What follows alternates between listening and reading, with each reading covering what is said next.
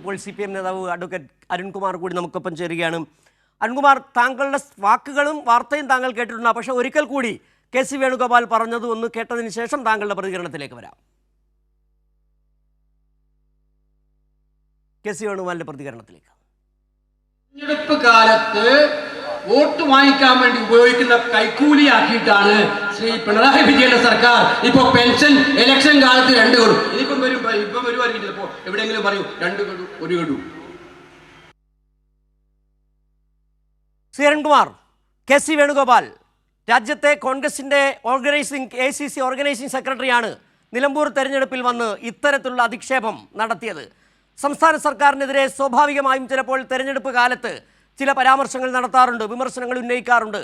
ഇവിടെ വിമർശിച്ചിരിക്കുന്നത്, ആക്ഷേപിച്ചിരിക്കുന്നത് പെൻഷൻ വാങ്ങുന്ന 62 ലക്ഷം പേരെയാണ്. കൈക്കൂലിയാണ് അത്രയും നൽകുന്നത്. ആ കൈക്കൂലി വാങ്ങിപ്പോയി വോട്ട് ചെയ്യൂ എന്നാണ് KC വേണുഗോപാൽ പറയുന്നത്. 62 ലക്ഷം കുടുംബങ്ങളെ അധിക്ഷേപിച്ചിരിക്കുന്നു KC വേണുഗോപാൽ. തീർച്ചയായും ഇവിടെ തെരഞ്ഞെടുപ്പ് സമയത്ത് ഉയർത്തിപ്പിടിക്കേണ്ട എത്രയോ രാഷ്ട്രീയ വിഷയങ്ങളുണ്ട്. ഇപ്പൊ കോൺഗ്രസിന്റെ തന്നെ ദേശീയ തലത്തിലുള്ള സമുന്നതനായിട്ടുള്ള നേതാവാണ് അദ്ദേഹം എന്നാണല്ലോ കോൺഗ്രസ് തന്നെ വിലയിരുത്തുന്നത്. പക്ഷേ ഇന്നലെ ഉന്നയിച്ച ഈ ആരോപണത്തിൽ എന്താണ് വസ്തുതയുള്ളത്? ഇപ്പൊ കോൺഗ്രസ് ഭരിച്ചുകൊണ്ടിരുന്നപ്പോ ഇവിടെ 600 രൂപയായിരുന്നു പെൻഷൻ. ആ 600 രൂപയുള്ള പെൻഷൻ 32 ലക്ഷം പേർക്കാണ് വിതരണം ചെയ്തത്. പക്ഷേ 2014 നവംബർ മാസം മുതൽ ആ വർഷത്തെ 2 മാസം, 2015 12 മാസം, 2016 തെരഞ്ഞെടുപ്പ് വരെ നടന്ന 4 മാസം, ജനുവരി, ഫെബ്രുവരി, മാർച്ച്, ഏപ്രിൽ, അങ്ങനെ 18 മാസത്തെ കുടിശ്ശിക വരുത്തി പോയ ഗവൺമെന്റ് ആണ് UDFന്റെ ഗവൺമെന്റ്, ഉമ്മൻചാണ്ടിയുടെ ഗവൺമെന്റ്. ആ പെൻഷൻ 1600 വർദ്ധിപ്പിച്ച് കൃത്യമായി 32 ലക്ഷം എന്നുള്ളത് 62 ലക്ഷം ആയിട്ട് ഉയർത്തി ഈ സംസ്ഥാനത്ത് 6 പേരെ എടുത്താൽ അതിലൊരാൾക്ക് പെൻഷൻ, അതായത് 3.5 കോടിയാണ് നമ്മുടെ കേരളത്തിന്റെ ജനസംഖ്യ. 62 ലക്ഷം എന്ന് പറഞ്ഞാൽ 6 പേരെ എടുത്താൽ അതിലൊരാൾക്ക് പെൻഷൻ കൊടുക്കുന്ന സംസ്ഥാനമായി നമ്മുടെ സംസ്ഥാനം മാറി. 2021 മാർച്ച് 31 വരെ 1 മാസം പോലും കുടിശ്ശികയില്ലാതെ വർദ്ധിപ്പിച്ച് കോവിഡ് കാലത്തടക്കം വീട്ടിൽ കൊണ്ടുപോയി കൊടുത്തു പെൻഷൻ. 2022 മാർച്ച് 31 മുതൽ പെൻഷൻ വിതരണത്തിൽ ചില പ്രശ്നങ്ങൾ വന്നു. അതിന്റെ കാര്യങ്ങളെല്ലാം നമ്മൾ വിശദമായി നിരവധി തവണ ചർച്ച ചെയ്താണ്.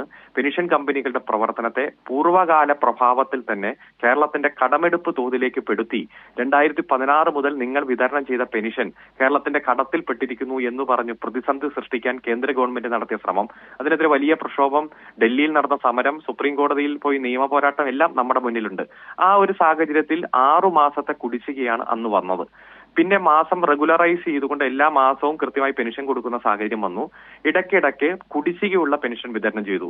റൂൾ 300 അനുസരിച്ച് കേരളത്തിന്റെ നിയമസഭയിൽ മുഖ്യമന്ത്രി നടത്തിയ പ്രസ്താവനയിൽ കുടിശ്ശികയുള്ള പെൻഷൻ ഞങ്ങൾ ഇന്ന മാസം വെച്ച് മെയ് 31 മുമ്പ് വിതരണം ചെയ്യും, 2025 മെയ് 31 മുമ്പ് എന്ന് പ്രസ്താവിച്ചു. അതിന്റെ ഭാഗമായി 2 ഗഡു വീതം എക്സ്ട്രാ വിതരണം ചെയ്യുന്ന സാഹചര്യമുണ്ടായി.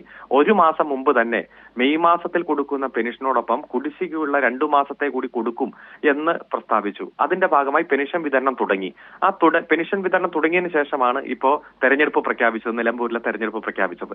ഇപ്പോ ബഹുമാനപ്പെട്ട UDFന്റെ നേതാവ് പറയുന്നത്, തെരഞ്ഞെടുപ്പ് പ്രഖ്യാപിക്കുന്നതിന് മുമ്പ് ആരംഭിച്ച പെൻഷൻ കുടിശ്ശിക വിതരണം ഇപ്പോൾ കൈക്കൂലിയാണ് എന്ന് പറയുമ്പോൾ ഈ പെൻഷൻ വാങ്ങിക്കുന്ന, നല്ല ബുദ്ധിമുട്ട് അനുഭവിക്കുന്ന, പ്രത്യേകിച്ച് ഈ മഴക്കാലത്തെല്ലാം വലിയ പ്രകൃതി ദുരന്ത കാലത്ത് ബുദ്ധിമുട്ട് അനുഭവിക്കുന്ന ഈ ജനങ്ങൾക്ക് ആശ്വാസകരമായി ഗവൺമെന്റ് കൊടുക്കുന്ന ഈ അവർക്കുടെ അവകാശമാണ്, അവർക്ക് അർഹതപ്പെട്ടതാണ്, ആ അവകാശം വാങ്ങിക്കുന്നത് കൈക്കൂലിയാണെന്നെല്ലാം ആരോപിക്കുന്നത് കൃത്യമായി ആശയങ്ങളെ നേരിടാൻ ആശയങ്ങളില്ല. LDF ഉയർത്തിപ്പിടിക്കുന്ന വികസന രാഷ്ട്രീയത്തെ നേരിടാൻ ഒരു തരത്തിലുള്ള പ്രതിരോധ മുദ്രാവാക്യവും അവരുടെ കയ്യിലില്ല. അതുപോലെ തന്നെ ഒരു തരത്തിലും മെച്ചപ്പെട്ട ആശയം ജനങ്ങൾക്ക് മുന്നിൽ വയ്ക്കാൻ അവർ ദുർബലരാണ്. അതുകൊണ്ട് എന്തെങ്കിലുമൊക്കെ ആരോപണം എന്ന രൂപത്തിൽ ഉന്നയിക്കുന്നതാണ് നാം കണ്ടുകൊണ്ടിരിക്കുന്നത്. ഇത് കനത്ത വില തന്നെ UDF നൽകേണ്ടി വരും. കാരണം പെൻഷൻ വാങ്ങിക്കുന്ന സാധാരണക്കാരായ ജനങ്ങൾ നമ്മുടെ നാടിന്റെ കരുത്താണ്. അവരുടെ ജീവിതത്തിന്റെ സുവർണ കാലഘട്ടം ഈ മണ്ണിൽ പൊന്നു വിളയിച്ചവരാണ്, ഈ നാടിന് വേണ്ടി അധ്വാനിച്ചതാണ്. ആ അധ്വാനിച്ചതിന്റെ ഭാഗമായി നമുക്കെല്ലാം അന്നം നൽകുന്ന കർഷകരായിരുന്നു അവർ, കർഷക തൊഴിലാളികളാണ്. അത്തരത്തിലുള്ള ആളുകളാണ് ഇപ്പോൾ 60 വയസ്സ് കഴിഞ്ഞ് പെൻഷൻ വാങ്ങിക്കുന്ന നമ്മുടെ പ്രിയപ്പെട്ടവർ. അവരെ അപമാനിച്ച കോൺഗ്രസ് കനത്ത വില നൽകേണ്ടി വരും. മറ്റു മുദ്രാവാക്യങ്ങളൊന്നുമില്ല. ഈ തെരഞ്ഞെടുപ്പിൽ ഒരു രാഷ്ട്രീയവും ഉയർത്താൻ അവർക്കില്ല എന്ന് ബോധ്യപ്പെട്ടപ്പോഴാണ് അവർ അവരുടെ തന്നെ കൺവെൻഷനിൽ ഇത്തരതരത്തിൽ ബാലിശമായ അസത്യ പ്രവചനം നടത്തിയ അസത്യ മുദ്രാവാക്യങ്ങൾ ഉയർത്തുന്ന ഒരു സാഹചര്യം കണ്ടത്. അതിനെന്തായാലും അതിശക്തമായി ജനങ്ങൾ പ്രതികരിക്കുമെന്നതിൽ ഒരു സംശയമില്ല. ശ്രീ അരുൺകുമാർ, ഒരുപക്ഷെ താങ്കൾ വരുന്നതിന് താങ്കളുടെ പ്രതികരണത്തിന് മുമ്പ് മുതിർന്ന മാധ്യമപ്രവർത്തകൻ എസ് സജീവൻ പറഞ്ഞ ഒരു കാര്യമുണ്ട്. അങ്ങനെയാണെങ്കിൽ കെ സി വേണുഗോപാൽ പറഞ്ഞത് കൈക്കൂലിയാണെങ്കിൽ ഈ 62 ലക്ഷം കുടുംബങ്ങളിൽ പെൻഷൻ വാങ്ങുന്നവരുമുണ്ടല്ലോ, കോൺഗ്രസ്സുകാരുണ്ടല്ലോ, അവരോട് പറയുമോ ഇത് കൈക്കൂലിയാണ്, ഈ ക്ഷേമ പെൻഷൻ വാങ്ങരുതെന്ന് പറയുമോ എന്നുള്ളൊരു ചോദ്യം. പിന്നെ മറ്റൊരു വിഷയം, ഈ കഴിഞ്ഞ ഉമ്മൻചാണ്ടി സർക്കാരിൻ്റെ കാലത്താണല്ലോ 18 മാസം കുടിശ്ശിക വരുത്തി 500 രൂപ കൊടുക്കാൻ കഴിയാഞ്ഞിട്ട്. അന്നും ഒരുപക്ഷെ ഇത് കൈക്കൂലിയാണെന്ന് തോന്നിയത് കൊണ്ടായിരിക്കാം 18 മാസം കുടിശ്ശിക വരുത്തിയത് കൊടുക്കേണ്ടതില്ല എന്ന് കരുതിയത്. അങ്ങനെയും പറയാമല്ലോ. അതെ, വളരെ ഗൗരവത്തിൽ തന്നെയുള്ള ഒരു മറുപടിയാണത്. കാരണം ഒന്ന്, പെൻഷൻ വാങ്ങിക്കുന്നതിന് ഒരു രാഷ്ട്രീയപരമായിട്ടുള്ള വിവേചനം ഇല്ല. കാരണം 60 വയസ്സ് കഴിഞ്ഞ് അർഹതപ്പെട്ടവരാണല്ലോ പെൻഷൻ വാങ്ങിക്കുന്നത്. നമ്മുടെ നാട്ടിന്റെ ഒരു പ്രത്യേകത ആയുർദൈർഘ്യം കൂടുതലാണ് കേരളത്തിൽ. മറ്റെല്ലാ സംസ്ഥാനങ്ങളിലും 65-66ഒക്കെയാണ് ആയുർദൈർഘ്യം എങ്കിൽ നമ്മളത് 76-77 ആയി. ഇപ്പോൾ 2021 സെൻസസ് നടന്നിട്ടില്ല, നമുക്ക് അത് 80 കഴിഞ്ഞു പോയി നമ്മുടെ ആയുർദൈർഘ്യം. അപ്പോ പെൻഷൻ അർഹതപ്പെട്ട 60 വയസ്സിന് മുകളിലുള്ള നിരവധി ആളുകളുണ്ട്. അപ്പൊ അവരെല്ലാം എണ്ണം ഇനിയും കൂടി വരും. അപ്പൊ അവര് കൈക്കൂലി വാങ്ങിക്കുകയാണെന്നൊക്കെ പറയുമ്പോൾ അതിൽ തന്നെ വ്യത്യസ്ത രാഷ്ട്രീയമുള്ളവരുണ്ട്, വ്യത്യസ്ത മതമുള്ളവരുണ്ട്. അതൊന്നും നമ്മൾക്കിടെ പരിഗണനാ വിഷയമല്ല. കാരണം പെൻഷൻ അർഹതപ്പെട്ടവർ ഏത് രാഷ്ട്രീയ നിലപാടായാലും അവർക്ക് കൊടുക്കണം എന്നതാണ് നമ്മുടെ നിലപാട്. അപ്പൊ അത്തരത്തിൽ നിരവധി കോൺഗ്രസ്സുകാരെ കൂടിയാണ് അദ്ദേഹം അപമാനിച്ചത്. അതുപോലെ തന്നെ UDF ഇപ്പോൾ എല്ലാ പൊതു ചർച്ചകളിലും എല്ലാം ഞങ്ങൾ കുടിശ്ശിക വരുത്തിയിട്ടില്ല. അങ്ങനെ ഇപ്പോ പെൻഷന്റെ ഒരു ചരിത്രം എടുത്താൽ 1980 45 രൂപയാണ് കർഷക തൊഴിലാളി പെൻഷൻ അനുവദിച്ചത്.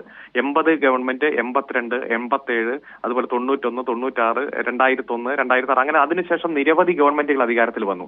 ഈ ഘട്ടത്തിലെല്ലാം 100 രൂപയുടെ വർധനവ് മാത്രമാണ് UDF വരുത്തിയത്. അത് 2011 മുതൽ 16 വരെയുള്ള ഗവൺമെന്റില്ല. ബാക്കി 1500 രൂപയും പെൻഷൻ ഇംപ്ലിമെന്റ് ചെയ്തതും വർദ്ധിപ്പിച്ചതും 1600-ൽ 1500 രൂപയുടെ വർധനവും ഇടതുപക്ഷ ജനാധിപത്യ മുന്നണി കേരളം ഭരിക്കുമ്പോൾ ഉണ്ടായതാണ്. ഇതൊന്നും പോരാ, കുറച്ചുകൂടി വർദ്ധിപ്പിക്കണം, 2500 ആക്കി ഇപ്പോൾ തന്നെ മാറ്റണം എന്നതാണ് നമ്മുടെ ലക്ഷ്യം. നിലവിലെ ഒരു സാമ്പത്തിക പ്രതിസന്ധി ആയിരുന്നു നമുക്ക് ചില ബുദ്ധിമുട്ടുകൾ ഉണ്ടായത്. പക്ഷെ ഇനി നമ്മൾ അതിനെല്ലാം അതിജീവിക്കുകയാണ്. വീട്ടമ്മമാർക്ക് വരെ പെൻഷൻ കൊടുക്കാൻ തീരുമാനിക്കുന്നു. പെൻഷനും ഏറ്റവും നല്ല രൂപത്തിൽ തന്നെ വർദ്ധിപ്പിക്കും. എന്തായാലും UDFന്റെ ഇത്തരത്തിലുള്ള നുണപ്രചരണത്തിന്, അതുപോലെ തന്നെ വളരെ ആക്ഷേപ രാഷ്ട്രീയ പ്രവർത്തനത്തിന്, ഇപ്പോ നമുക്ക് കാണാം, പകല് വാതിലെല്ലാം കൊട്ടിയടച്ചിട്ട് രാത്രി തലയിൽ തുണിയിട്ട് പോയി ചർച്ച നടത്തുന്നു. ഇടതുപക്ഷത്തിന്റെ ഇപ്പോ M സ്വരാജിന് തന്നെ മത്സരിക്കാൻ ധൈര്യമുണ്ടോ എന്ന് ചോദിച്ച് അപമാനിക്കുന്നു. OLX തപ്പിപ്പോയവർ സ്വന്തം കൂടെയിൽ നിന്ന് ഒരു സ്ഥാനാർത്ഥി പോയി UDFന്റെ BJPയുടെ സ്ഥാനാർത്ഥിയായി വന്നു.